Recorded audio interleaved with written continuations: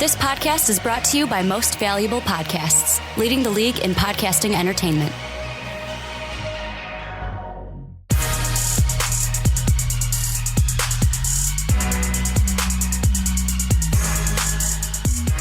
Hello, NBA fans, and welcome to the Fast Break Podcast here on the MVP Network, or Most Valuable Podcast. My name is Ricky Widmer, and for the first time ever in Fast Break Podcast history, you could say, I'm joined with, and hopefully this won't be the last time, I'm joined by Dave Oster. Hey there. And Dave came by and said, hey, I want to come back. I liked doing the onside kick, Ricky. Let's do an NBA podcast. And I said, okay, Dave. So Dave, back in the studio. This is, what, 2 weeks in a row? 3 weeks in a row for you? It's a couple. It's a lot. Let's be honest. It's not quite as many as you missed coming up to this. So I took a long vacation. That's okay, though. Not a paid vacation, though. Let's get that straight. God, I wish. Not a paid vacation, but we're going to talk about some NBA. What a perfect time, because we got free agents signing left and right, it seems. And the first one we're going to talk about, the big one, the big splash, the big daddy of all the free agents, LaMarcus Aldridge. Going to the Spurs, max deal, 4 years, $80 million. And the way he said he's coming to the Spurs, he tweeted out, I'm happy to say I'm going home to Texas and will be a Spur. I'm excited to join the team and be close to my family and friends. Called it. That's what I kept telling you. It was all about being close to his family in Texas, and that gives him a really, really good opportunity to win there. They have a strong core right now, and you know what? All he's got to do is make that push to get Ginobili back, and you're right back at it. Well, and the thing I think about is, I kind of wanted to see him go to the Lakers because, I mean, I like the Lakers a little bit, but I think that's mostly because I'm friends with you. Yeah, probably. And your Lakerism rubs off on me. But the first thing I thought of when it's like LaMarcus Aldridge going to San Antonio, I go, yep. Tim Duncan, last time he had another solid big to play by him was when he had the Admiral during his rookie season. How'd that work out for him? Pretty well. He may get his 6th NBA championship now. But he's got the, you have the Twin Towers down there basically now in Duncan and Aldridge. Yeah, and, Kawhi's out there. He's a top 10 player in the NBA these days. So you have a very strong group, I guess, of bigs. But what you need to be concerned about is that age. I know Pop's smart, though. He's not going to play everybody every game. He'll be sure to give everybody their fair share of rest. It's just a question of, are they going to get Ginobili back? Does Tony Parker have another all-star season in him? It's a little concerning. So you want to watch that guard position to see where this team really goes. Do you think Mono resigns? I think he'll come back for one. You think he will? I think it's a one and done, yeah. I kind of feel like before all this happened, Tim Duncan was like, yeah, you know what, I'll come back for one more season, or I'll come back for next season. And I'm thinking, does he know something that we don't? Because if I was Duncan, I would wait until this LaMarcus Aldridge deal was just finalized, done, and then say, okay, fine, I'm coming back. Yeah. Because the only way I'm coming back is if we have a really good shot to win the title. Because let's be honest, this last year, it wasn't, yes, the Spurs were the defending NBA champions. But it wasn't the same. But the focus wasn't on them. Yeah. It was all on LeBron going home to Cleveland, and they're kind of, I'm going to say, title hangover season that we usually talk about with teams wasn't really under the spotlight because you had LeBron in Cleveland, and you had the Golden State Warriors come out of the nowhere. Best record, setting and breaking records actually last year. And I mean, the one thing you said, does Tony Parker have another MVP all-star season left in him? Last season, played 68 games, about 28.7 minutes per game, averaged 14 points, dished it about 5 times per game, and grabbed in 2 rebounds. Right. He played a much smaller role, but his impact on the team is very high. He keeps that offense moving. He keeps things spread out, and the ball never sits still when he's in. I mean, his floor vision, his court vision is phenomenal, and that's something that you can't one of the best point guards somebody in during his playing time. One of the best point guards to ever play the game. But that telling number though, it's at minutes per game, quite low for a someone I guess with his style of impact. Well, and that's the other side of it is how often are we going to see LaMarcus and Timmy D out there at the same time, or is Popovich sometimes going to go with, hey, you know what? We'll give Timmy some rest because he's older. put LaMarcus in, and okay, LaMarcus needs some rest now. Pull him out, put Timmy in, and then maybe late in the game if they really need a boost, okay, put them both in. This is just us going all in. I don't know. I mean, I don't think you can sit Duncan. I mean, I know he's a great guy and all, but you can't sit Duncan. Well, you got to give him rest. That's what I'm saying. No, I'm not arguing with rest, but I think they're going to play a big roster. Just absolutely. The big man roster. I think that is going to be the answer until proven otherwise. It depends on how their depth fills in on that bench, but I think you roll big and you just dominate the down low. I mean, you got Tim Duncan, who is the big fundamental. He plays back to the basket better than anybody in the NBA still, probably. And then LaMarcus, who his knock is, he's not the best at that kind of style, but he's got phenomenal handle. He's got that turnaround shot. He's great from like 4 to 14 feet. And you know what? Them together, you have everything covered down low. Everything covered. Well, and LaMarcus, you say that he's now coming into like a championship team. Absolutely. That's the one thing in Portland. It's like, I always thought, okay, Aldridge, who originally drafted by our Chicago Bulls. Yeah, don't need a reminder about that. Traded away to the Trailblazers. I thought, okay, they got LaMarcus A. They got Damian Lillard. I almost called him Jeremy Lillard. Damian Lillard. Absolutely. And I'm like, cool. They've got the pieces. It seemed like maybe a year or two ago with like Wesley Matthews, and it was the year that Lillard hit that amazing buzzer beater shot against the Rockets to clinch a series. And I'm like, okay, I thought at that point, this team is going to be where the Warriors are now. And the Warriors just fire their head coach. Mark Jackson, just a good season, kicked out of town. Steve Kerr comes in, boom, Warriors win the finals. But he utilized the players in a different way. If you look at the numbers that they put up, the offense ran differently. David Lee was no longer played as much because guess what? He can't play defense. So it was Steve Kerr coming and going, well, you know what? Draymond Green is a physical athlete who surpasses David Lee in a lot of areas, scoring not one of them, but in every other area, he gives us a bump. So let's put him in there. Let's see how our roster runs with that. Worked very, very well for him. He went from being like, 8 minutes a game player. I want to say it was sub 10 minutes a game prior to this season, and he really stepped it up huge. So I think a head coach can change around a team a lot. And the other thing is offensive style, defensive style. You go to the triangle, you go to the pick and roll. Damian Lillard and LaMarcus Aldridge in the pick and roll, not a bad combo. So that's going to be a big question here. I mean, I know San Antonio does their thing with big men. They got them covered. They're the master with Tim Duncan. But Popovich just knows how to, like you said, he knows how to use his players. And when you make Tiago Splitter look pretty good out there, it's kind of impressive. He's one guy that they had to like you talk about the bench players. Yeah, they bring back Danny Green. Yeah, however, a guy like Tiago Splitter, you got shipped out of town just so we could bring back a guy like LaMarcus Aldridge. Yeah, absolutely worth it. You know what? And it's those guys who have been with it. They've gone through, played for the championships. You feel a little bad about it, but you know what? At the end of the day, it's a business. The business is winning rings. LaMarcus gives you the best chance to do that. And before we get to the next guy, we got to get to the other big guy, DeAndre Jordan. One thing I just saw on ESPN is Kim Hughes, assistant coach with the Trailblazers, got fired because apparently on June 27th, he told an Indiana television station, yeah, LaMarcus ain't coming back.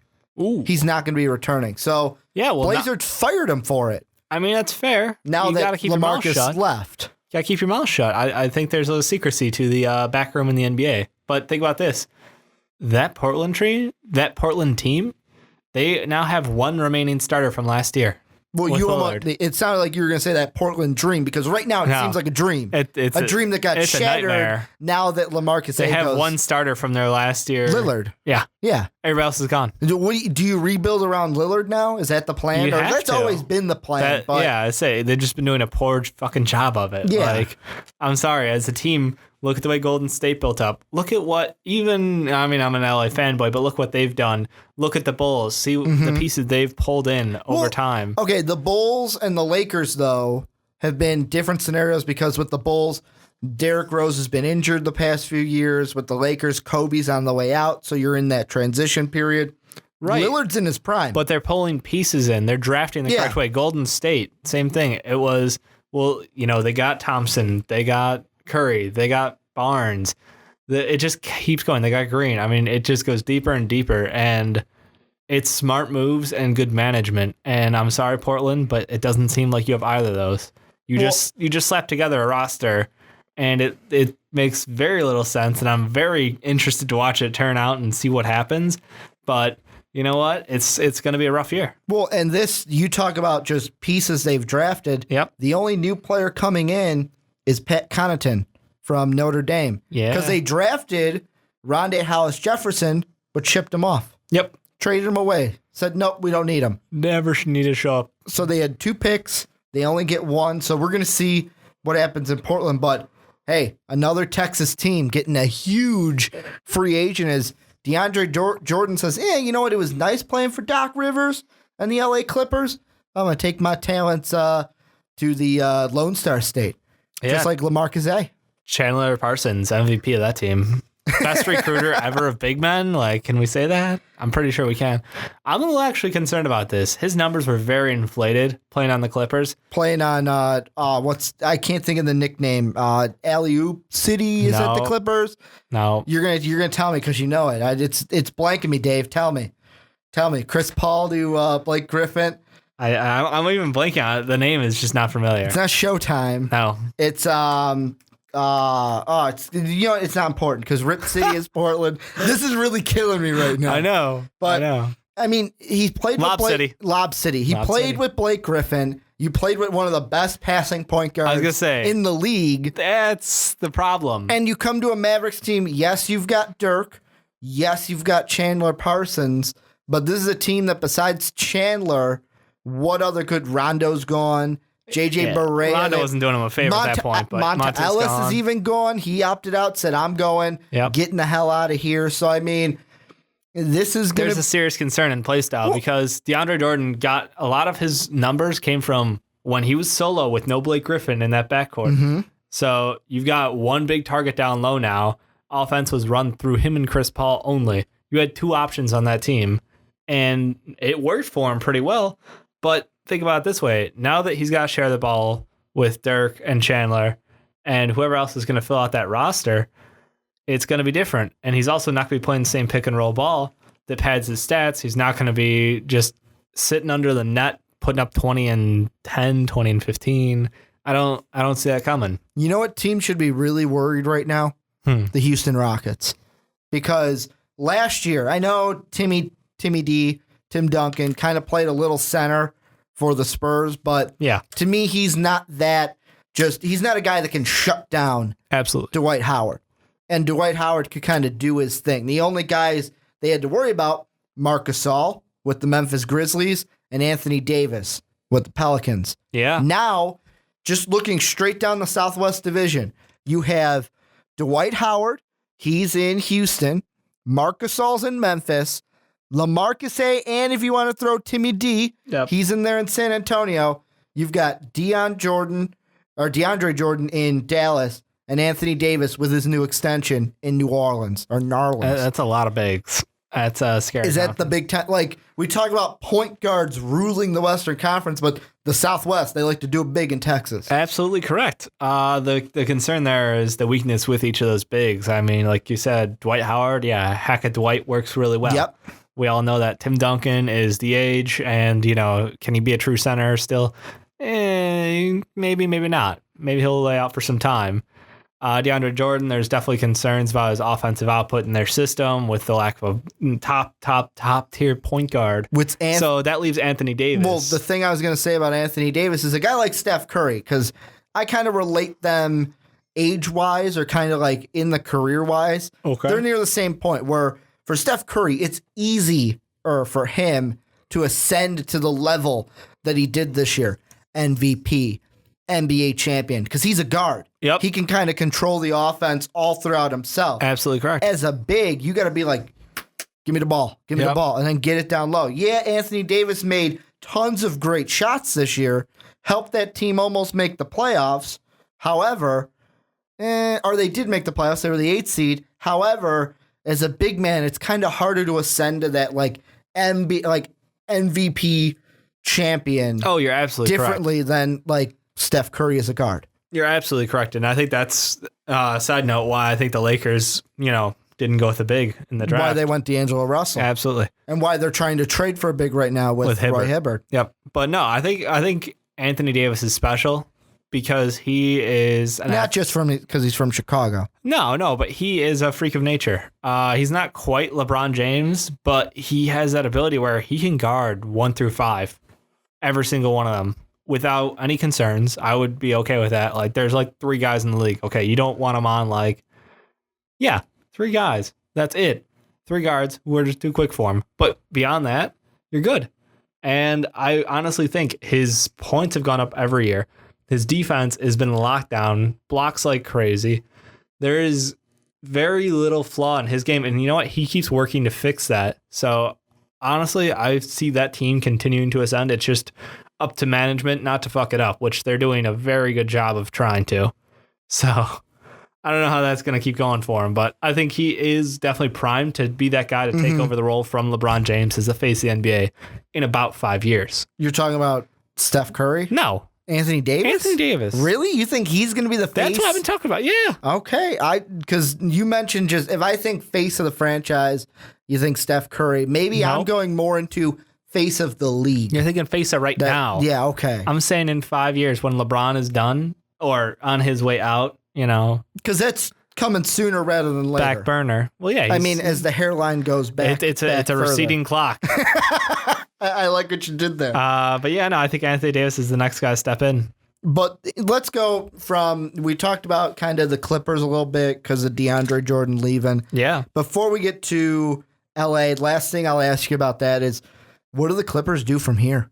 I mean, what does Doc Rivers do? How do you replace DeAndre? Panic button. Just panic button? Yeah. I mean, you traded for arguably one of the, I'm going to say... clutchest shooters ever. Not clutchest shooters. I'm going to say a locker room problem because Charlotte brought him in thinking he was going to do well. Oh, yeah, you're discussing Lance him. Stevenson. I was thinking Paul Pierce. No, I was thinking Lance Stevenson. Well, they brought them first. both in. Yeah. Well, to even each other out a little bit. I don't know if you can even out Lance Stevenson. He is The blow? Yeah, that was phenomenal. He's a locker room menace, and the shot selection is god awful. And when you just watch him play, you're like, I can't tell if he's just screwing with us because he can, or if he legitimately thinks he can make those shots. Yeah, like he wants to be like, yeah, I can do it. No, just like all the confidence in the world. But yeah. It's kind of like that guy in the bar, dude. Can totally get that chick. Kind of like J.R. Smith at the end of the last game of the finals. When he's just like, you know what? We're not out of this. I'm just gonna jack up threes, and they're like, do your thing. And then all of a sudden he starts making them, and you start believing in him a little bit, and you're horrified because this guy is actually telling the truth. It's like, oh, so that's what you can do if you take yourself seriously. I still think that, and this is the main reason why the Lance Stevenson deal to me, when that happened, was the main reason why I said to myself, and a lot of people around the sports world agree with me, that's why the Clippers will never take over LA. They will never just surpass Showtime. The Lakers could lose every freaking game, but LA will love the Lakers. LA will always be a Laker town. Probably. And yeah, it's a lot to do with their history. Clippers could win the finals and it'd still be a Laker town. I think Clippers winning the finals would eclipse for about a year or two, and then it'll go back to a Lakers town. Okay, fair weather fans would. Yeah. It's kind of like when the White Sox won the World Series. A few Cubs fans went over and then came back by now because Chris Bryant's back. Yeah, absolutely. You so guys it'd be just like that in believe LA. in the dream and whatnot, and you guys maybe win a World Series in the next 100 years. So it'd be like that in LA. Yeah, sure. What do you think, though? You're a Laker boy. Yeah. Well, Lakers your B team. Bulls are your A team. What do you think of the Roy Hibbert thing? Do you think I know it's like a plan, EFGHIJK and at the same time, I'm like, you know what? It's not that bad of an option. Because look at your other options. You can re-sign Jordan Hill. No, we don't want to do that because you already told him you don't want him. You could have re-signed him. You're like, nah, he ain't worth it. And then you got David Lee, who can't play defense, and you're already concerned because Clarkson down there, defense is a concern. So if you had Clarkson and David Lee, no, let's not let everybody walk past them and just lay it in. So let's be honest, you're left with a lack of a big down low. Obviously, they didn't win out on Aldridge because they needed him to play center. He doesn't want to. He just didn't want to play center. So he's like, screw it, not going there. So Hibbert, being a true big, yeah, he'll clog some space. He's a big guy. He may not crumble back to the horrible state he was in the playoffs. And honestly, the horrible state he was this past season, where I thought a Hibbert trade was going to happen way before this point. Yeah. I thought trade deadline during the season. Yeah, it was a bit surprising that he stuck around, but you know what? I think there's still something we salvage from him. He's a big, he's healthy, which is rare for a big of his size, his weight, his strength. Right now, he's doing okay. So I think it's a smart sign by them if they can pull it off. I assume they can. Well, right now I'm looking at Yahoo Sports, and the big thing that's holding this deal up, by the time you're probably listening to this will be finalized because it's probably going to happen today. That's my prediction. It's going to happen on Sunday, maybe Monday morning. But like, I'm going to just read the Yahoo article, this one paragraph. The final hurdle in the deal centers on the 15% trade kicker that activates with Hibbert and his $15.5 million salary for this upcoming year moving to LA. Lakers have the salary cap to take on that extra 15%, which would be about $2.3 million. However, they're LA being LA, they're like, oh, we could take it on, but I want to have some more cap space to do some other things because we lost out on LaMarcus A. That's what they're trying to do. And I mean, it's a smart move. Yep. But are they going to be able to come up with a creative way to not take on all the cap from that 15% trade kicker? I think they'll figure it out. And you know what? They also picked up Lou Williams. I think that is an interesting pickup. And honestly, it's a bit surprising the Raptors let him go. He was instant offense for them. And he's a guy who actually I wish went to Chicago as our backup point guard of the year. We don't have that much money, I don't think. Yeah, I think he's going to end up being like $7 or $8 million, somewhere in that range a year. It's very surprising that the Raptors did not go up against that. But you know what? LA will figure out. Money will happen. They're not like Dan Gilbert, and they're not just going to drop, $200 million in bonus taxes to the league. Yeah, it's not going to be like you said, Dan Gilbert. He's going to play. I think Windhorst on ESPN said Gilbert's going to pay more in luxury tax than some of the biggest payrolls. Oh, absolutely. In the NBA. But absolutely. You made this joke before we actually hit the record button. Was Lakers? Lou Williams, Swaggy P, what are they trying to do to Kobe out there? Yeah. Trying to make his last season hell before he Derek Jeters and rides off into the sunset? It's going to be interesting with Kobe out there. No, I think Lou Williams is a great player. I'm really, really interested to see the Lakers play this year because I think they're going to end up winning probably about 35 games.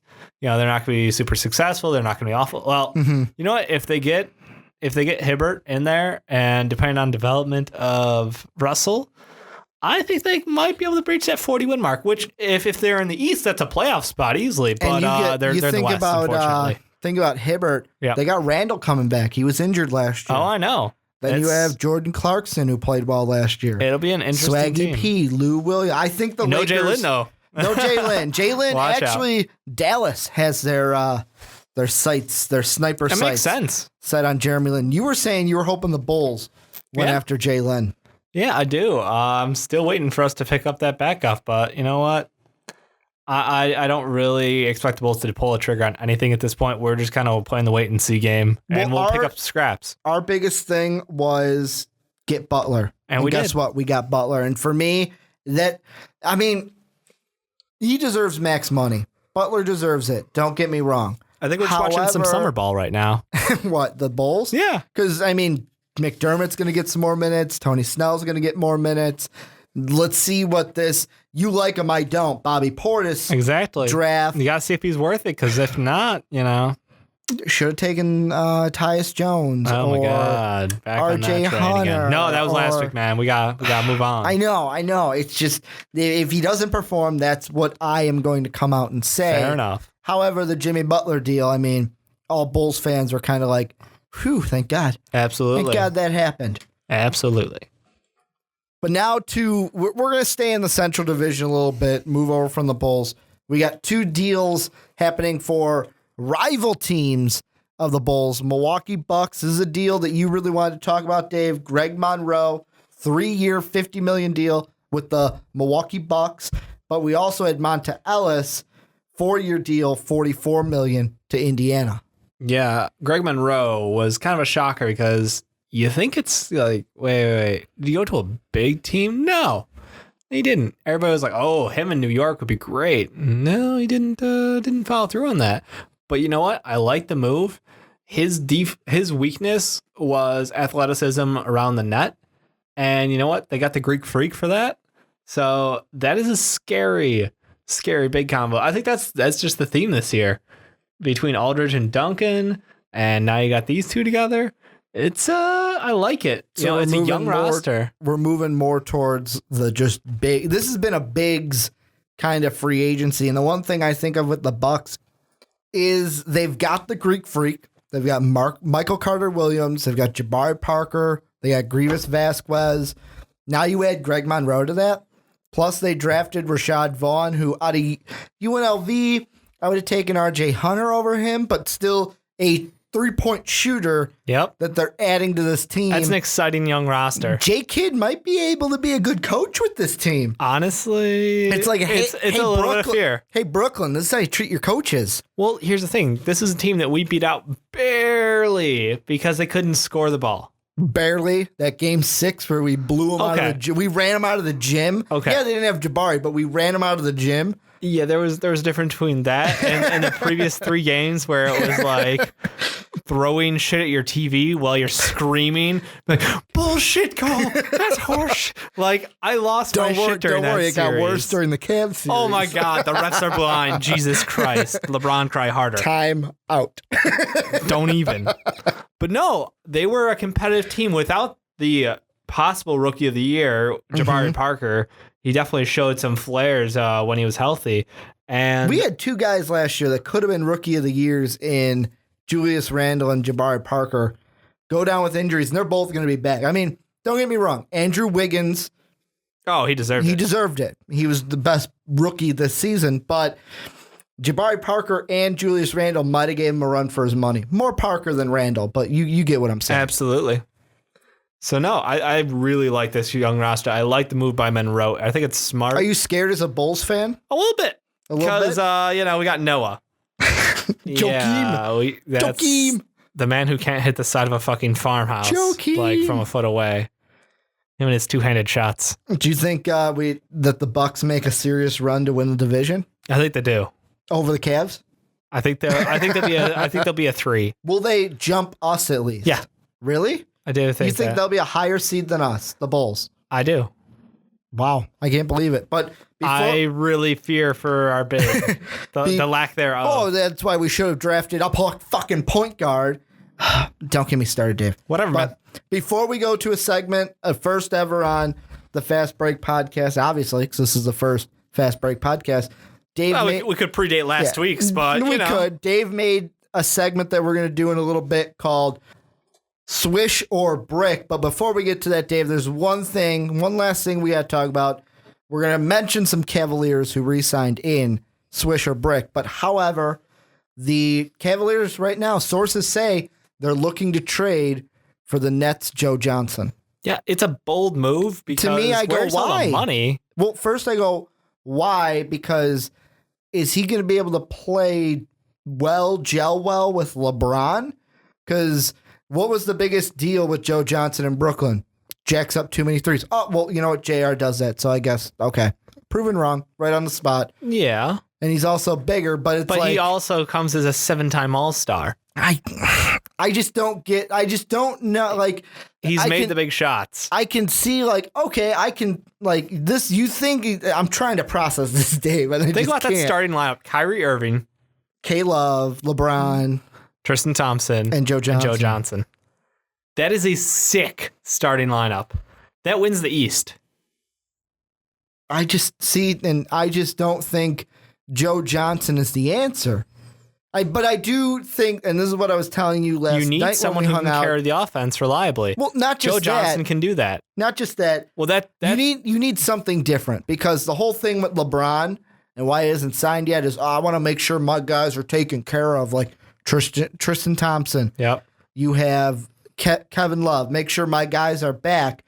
And my biggest thing was, okay, you're going to bring back the same roster. You're just going to hope no injuries happen? Absolutely. Because, I mean, no matter what happens, even when you win a championship, we know this, being in the city of Chicago and watching what happens with the Blackhawks every time we win a cup. You got to reload. It's just players that you hold near and dear.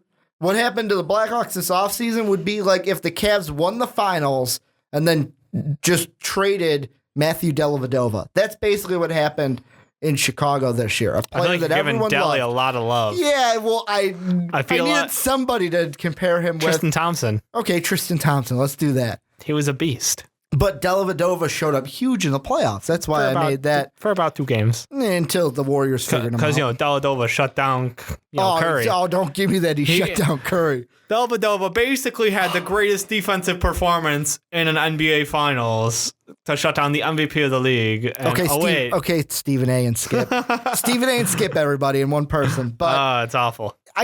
You need something different. This is something different from the Cavs. Yeah, you got to have something. He can jumpstart his own offense.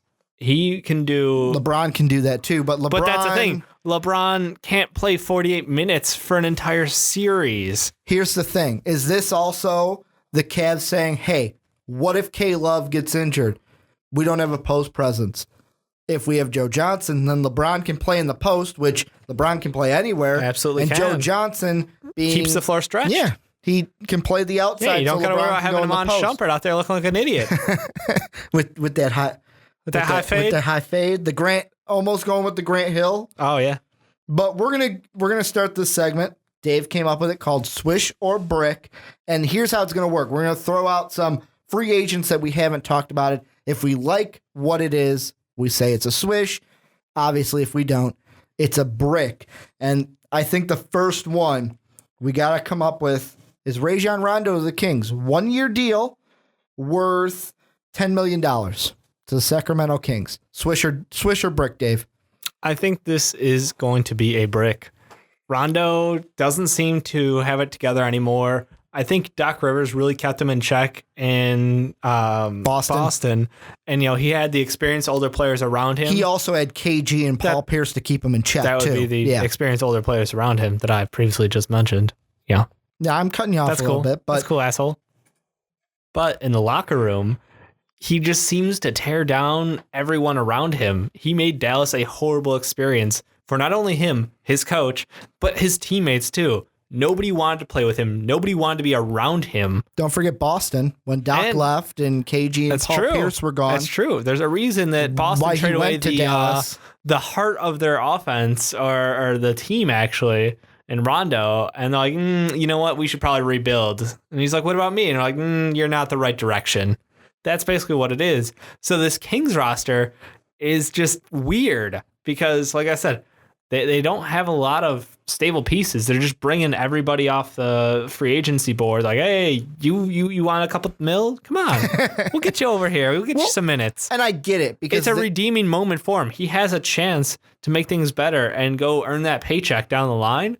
But I don't think he's going to do it. See, and this is the thing with me I kind of want to say it's a swish only because of it. You kind of think of the Rondo that we used to know, the one that was in check and what he can be. However, the Kings is not a good situation. You got George Karl, who's worked with Ty Lawson and can work with a point guard, but you already got dysfunction with Vlade saying you can't trade DeMarcus. George Karl, I want to trade DeMarcus. Yeah. Let me trade DeMarcus. And you already have, and that's not going to be good. Just the Cousins to Karl friction is not good for a player like Rondo. No. Because he will just destroy a locker room. If by some chance Rondo does play well, you get a bargain on this guy who is a defensive presence at point guard, and you're going to be playing against some top tier point guards over there. So there is that sliver of upside coming out of it that, hey, you got somebody who legitimately can shut down any point guard in the league right now. Rajon Rondo has to do one thing this year order for this to be a decent deal. He has to do better than Emmanuel Mudiay.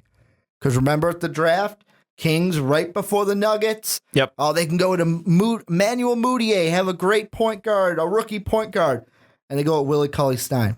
And everyone's like, what are you doing, Vlad? Like, Kings fans are like, what are you doing, Vlad? Absolutely. What are you doing? Well, yeah, now you bring in Rondo, but is he going to be as good as just if you just drafted Mudiay? Exactly. I don't think he is. I think Mudiay would have been a phenomenal pickup at the spot. I don't think you really need Cauley-Stein because I don't think he's going to bloom into the same player that they think he will. I'm going to throw in a second Kings one for you.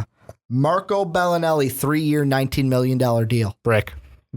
You know, you think Belinelli's got what he had in San Antonio with the Bulls? He's a bench player, and he's not getting any better.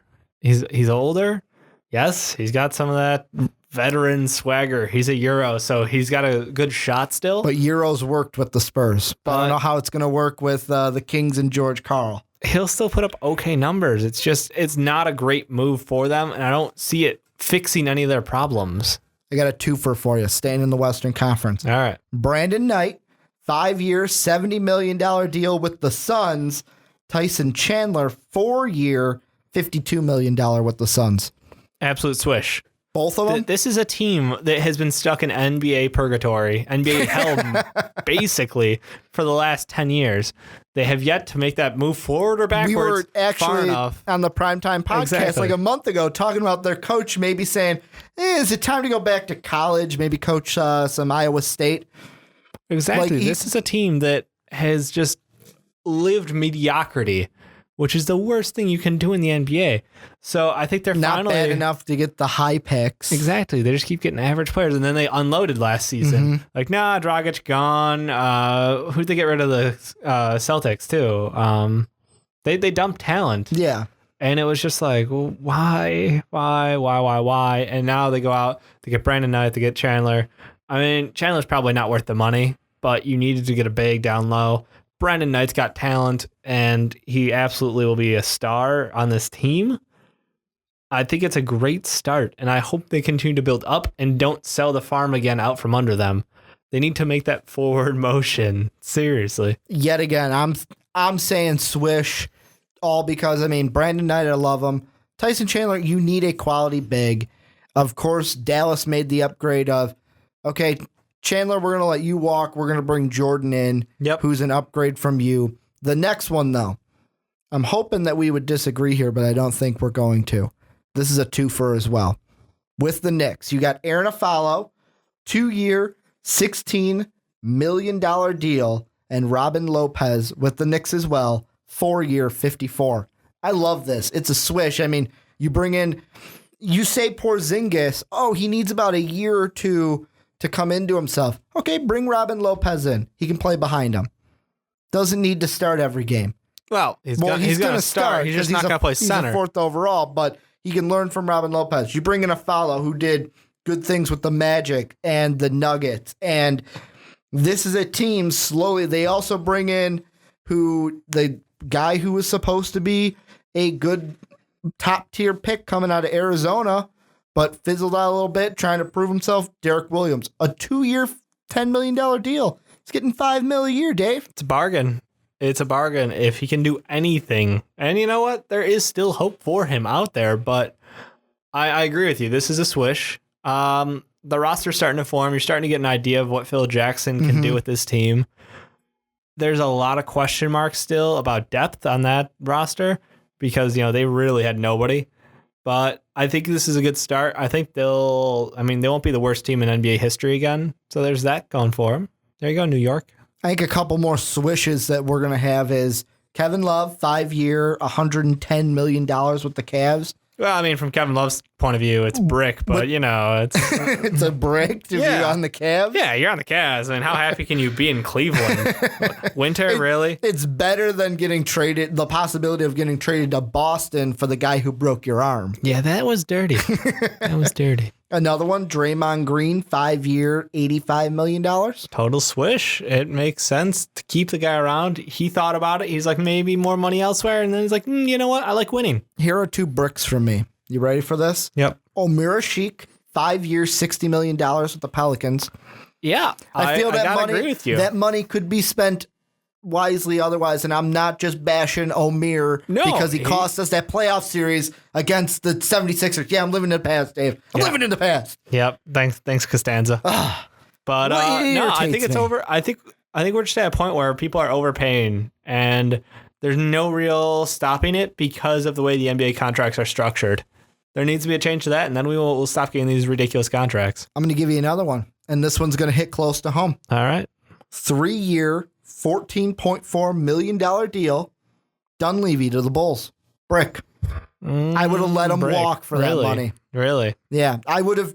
I see that contract, and I love Dunleavy. Don't get me wrong. We talked about him in recent podcasts where he's the type of guy where if he's not on your team, you hate him. Yeah. And if he's on your team, you love him. There was talks that the Cavaliers were going to try to pursue him where I was like, no, I can't hate you like I hate Dellavedova, because having both of them on the Cavaliers would just, I don't know if I have that much hate in my heart, Dave. Absolutely. I understand. But I see that 3-year 14.4 and I go, couldn't we find a point guard? Just anybody? Yeah, anybody out there? That screams of overpaying and then lack of confidence in your younger players being McDermott and Snell. Because Dunleavy's getting old. I love Dunleavy. I can't say that enough. He brings 3-point shooting, and that's one thing. Right. He came in when we got rid of Kyle Korver. Yep. That was one thing that he was supposed to replace, plus he could play defense. However, that 14, I'm going to stick to that 14.4 for an older player. It's just too much, but you know what? Is he going to last 3 years? Maybe, maybe not. Like quality. We got to figure out if either of those younger guys can fill in as our 3-point man. If they can't, it's money well spent. Snell was supposed to be it. Dougie McDermott was supposed to be a 3-point player, but Thibodeau never played him. Exactly. That's the problem with Thibodeau. We got to wait and see on these guys, so we have to pay up the money today. How about 2 Rocket ones? Patrick Beverley, 4-year, $25 million, and Corey Brewer, 3-year, $24 million deal, both Rockets. Yeah, it made sense to go with that. Honestly, this Rockets team wasn't that far off, and if it weren't for probably Beverly being injured last year, they would have had a good chance against actually going all the way. Let's be honest. With Dwight and Beverly and Harden, that is a very good 3 right there. I think that team has everything it takes. It's going to be an extremely competitive West. Unless they run into the Warriors again? Well, no, I think with Beverly, they would have stood a better chance. Absolutely. I don't think there's any arguing. You know what I can't help but think, and this kind of goes back to the last deal, the brick from Chicago that I talked about. Yep. I'd rather take Dunleavy, say, get out of town, and give Corey Brewer $10 million more to come back. Really? Mm-hmm. Wow. Yeah. I would be fine with the Bulls giving 3-year, $24 million to have Corey Brewer as our backup. With the draft pick that we took, with the team we have set, because like you said, I'm confident that Snell and McDermott can step in. We need that backup point guard. And with my thought on the Rockets, it's a swish as well. To me, the Rockets they're the second best team in the West. And I think I still think that this year it's going to come down to, this year's a little different because of LaMarcus A. 3 teams are going to they're going to be in the end my pick for the Western Conference Finals. It's going to be 2 out of these 3. Golden State, Houston, or San Antonio. Yeah. 2 of them. 2 of them get to fight for the greatest prize, and we'll probably play the Cavs in the finals. Yeah, they've all done a really good job this offseason. Got to give them credit. Is there any team, do you think, that can Miami? I mean, they brought back Dragic and D. Wade. They have Justice Winslow, who everyone's saying is the steal of the draft. There's a lot of hope there, but it's still going into the buzzsaw that is LeBron James. Could you imagine a LeBron Miami NBA Eastern Conference Finals? I'm not saying LeBron, because we were going to bring this up. Well, I guess this is a good time to. How bad the internet would just break if LeBron left Cleveland. They bring back Love, they bring back Shumpert, they bring back all these guys. And he just walks. Because of one thing, he goes, nah, I'm outie. He just walked. That would be phenomenal, and it would break so much. You know what would be great? The balance of power is just gone. They bring back everything. He goes, okay, I'm ready to sign this deal, but I want one more thing. You got to get rid of Blatt. And they say no, and he goes, okay, I'm gone. Yeah, no, they would drop Blatt. They would drop LeBron. How would you like to be the coach of the team? Player coach. How would you like to be the player coach? He already is. But that's going to do it for the first ever episode of the Fast Break Podcast. This is where you guys come in. You guys tell us down below what you think of all the free agent deals that we talked about today. I want you guys, if you like the podcast, hit the like button. It really helps us out. If you loved it, hit that subscribe button so you can tune into the Fast Break. You can tune into the Onside Kick, the Primetime Podcast, everything that we have going on here at Most Valuable Podcast. You can follow me on Twitter at Ricky Widmer. Dave, he don't have a Twitter because he ain't that cool. You can follow Most Valuable Podcast on Twitter at Most Valuable Pod. And as always, have a good day, everybody. Thank you for listening to this MVP podcast. Follow us on Twitter at Most Valuable Pod for more great podcasts.